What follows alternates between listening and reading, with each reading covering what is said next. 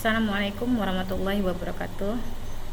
Selamat malam teman-teman sekalian yang masih dalam proses seleksi CGP angkatan ke-7. Nah, kebetulan pada malam hari ini saya baru saja selesai wawancara dengan asesor.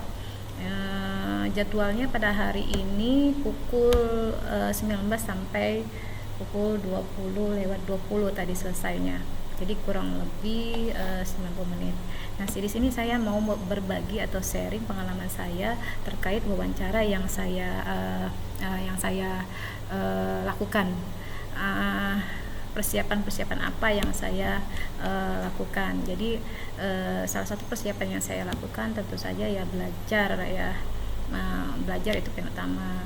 Jadi untuk memulai wawancara ini ya kita persiapkan dulu yang memang dibutuhkan persyaratan wawancara lah ya, salah satunya KTP ya, menyiapkan air minum supaya kita tidak tidak kering ya, karena selama 1 jam 60 menit itu 1 jaman itu kita ngomong terus gitu, ditanya terus muter terus gitu seperti itu. Nah, ketika pelaksanaannya dua asesor ini akan bergantian bertanya seputar pengalaman kita di dalam pembelajaran, terutama menjadi guru ya gitu. Pertanyaannya tidak jauh dari seputar esai yang kita kerjakan, tapi pengalaman saya menjawab soal, pengalaman saya menemui soal yang diberikan oleh para asesor itu konteksnya hampir mendekati sama dengan esai, tetapi kita soalnya itu berkembang melalui jawaban-jawaban kita sendiri. Salah satunya upaya kita untuk menjadi guru penggerak ini apa saja. Yang jelas pertanyaan ampuhnya itu ya motivasi, upaya, sudah itu apa saja hal yang membuat ibu bisa terpilih atau menjadi apa sih nilai lebih dari ibu supaya ibu terpilih menjadi guru penggerak, salah satunya seperti itu. Nah, di sini saya bukan membahas tentang pertanyaannya atau membahas tentang jawaban saya, tetapi saya cuman mau kasih tips saja bagaimana menjawab soal. Saya awalnya deg-degan sekali. Saya awalnya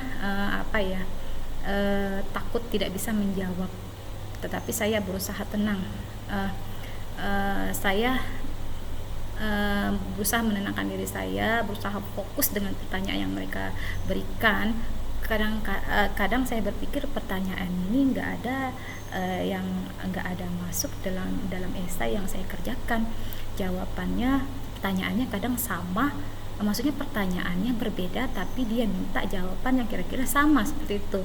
Jadi bagaimana ya mengulang-ulang pertanyaan, bukannya mengulang sih, mereka mau melihat kita ya. Jadi misalnya kalau kita kasih contoh yang biasa-biasa saja, mereka maunya lebih seperti itu. Jadi kita harus siap dengan alternatif jawaban-jawaban yang kita punya seperti itu.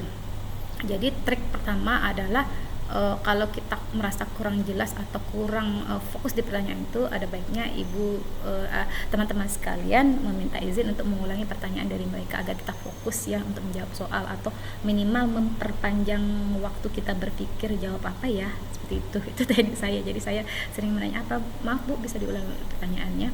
Jadi saya di situ mulai agak ada jeda waktu untuk berpikir apa yang saya jawab. Tadi saya sudah jawab begini, tapi beliau kurang pengennya lebih jawabannya dari yang apa yang saya harapkan. Saya sih mencontohkan yang standar yang biasa-biasa saja, tapi beliau menginginkan saya memiliki inovasi yang lebih seperti itu. Tapi saya jawab ya apa adanya, mengalir dengan itu. Saya berusaha tenang. Sejauh ini saya melalui pertanyaan-pertanyaan ini dengan jawaban yang spontan saja apa adanya. Saya pikirkan kembali, entah itu berbobot atau tidak jawaban dari saya, yang jelas minimal saya menenangkan, saya tenang, saya bisa berpikir seperti itu. Karena kalau situasinya kita gegabah, maka akan blank semua apa yang kita hafalkan seperti itu, teman-teman sekalian. Trik kedua yaitu meminta saran dan masukan kepada asesor kita ya, kira-kira bagusnya seperti apa. Ada pertanyaan yang agak-agak menjebak gitu ya, maksudnya kegagalan yang pernah ibu hadapi selama hidup, itu pertanyaannya tuh, jawabannya tuh kita tidak boleh lewat dari 3 tahun ke belakang. Sedangkan pengalaman yang menurut saya yang sangat berkesan sekali itu 3 tahun sudah lama seperti itu kan, yang tapi beliau, jadi saya mulai saya sudah mempersiapkan. Ternyata mereka ini mau jawaban yang 3 tahun ke belakang ini kita alami seperti itu, teman-teman. Jadi kita harus menyiapkan alternatif lah seperti itu, supaya alternatif jawaban lah, jangan hanya satu. Contoh itu jangan hanya satu. Misalnya kita berinovasi, jangan hanya satu. Saya mencontohkan inovasi itu hanya satu, diri sendiri misalnya seperti itu kan. Tapi digali terus informasi, ibu mau jadi guru penggerak, dasarnya apa, ibu harus punya sesuatu yang lebih, ibu seperti itu. Jadi saya berusaha saya berusaha mencari jawab. Tapi itu tadi tekniknya dengan, maaf ibu bisa ulangi pertanyaannya, itu memberi jeda waktu, seperti itu triknya. Kemudian jawabannya itu tidak usah muluk-muluk, sekitar pengalaman pribadi kita saja, yang enteng-enteng saja, yang mudah atau yang sering kita temui di lapangan. Contoh sederhana saja, saya merasa beberapa jawaban saya itu keluar dari konteks esai yang sudah saya isi. Kenapa? Karena beliau ini, asesor ini sangat pandai sekali membelok-belokkan pertanyaan. Itu digali lagi dari jawaban kita, padahal jawaban kita itu sederhana, padahal jawaban kita itu simple, tapi mereka gali lagi. Tapi di tengah-tengah, oh iya ya, ternyata saya ini ada potensi, ternyata saya ini. Jadi maksudnya jangan hanya terfokus dengan satu esai atau esai yang kita kerjakan. Jadi kita harus berkembang. Pertanyaannya juga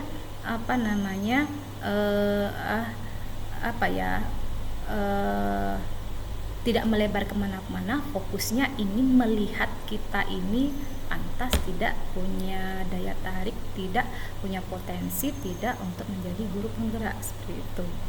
Nah, tapi tidak tahu penilaian dari para asesor, ini sekadar sharing dan pengalaman saja. Jangan lupa minum, minta izin minumnya, permisi ibu, saya boleh saya minum bentar, oh iya bu silakan, seperti itu kan. Jadi kebetulan saya ketemu asesor yang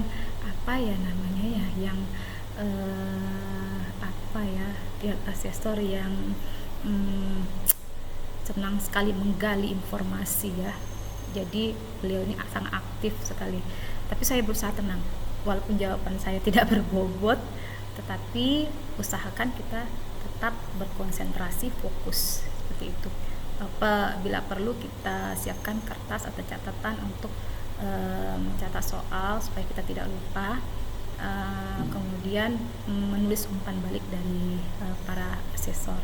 Seperti itu saja teman-teman, tidak banyak yang saya rasakan, cuman pengalaman selama kurang lebih 90 menit ini sangat berarti. Ternyata tidak seseram atau semenakutkan seperti yang kita bayangkan wawancaranya ini. Walaupun mereka mencecar pertanyaan-pertanyaan begitu, belum selesai ini tanya lagi, belum selesai ini lagi gitu, belum selesai lagi pertanyaan satu ini lagi. Jadi mereka tidak membutuhkan jawaban yang A, I, U, E terlalu panjang, fokus saja pada jawabannya, tidak perlu berpanjang lebar, intinya saja mereka dapat selesai. Kalaupun kita berpanjang lebar, nanti di tengah jawaban kita di-cut jawabannya ya. Jadi fokus saja pada inti permasalahannya, pada inti jawabannya, seperti itu teman-teman. Syukurnya ini menurut saya berjalan dengan lancar, walaupun saya rasakan jawaban saya tidak terlalu berbobot, tetapi saya bisa menanggapinya atau saya bisa menjawabnya dengan lancar.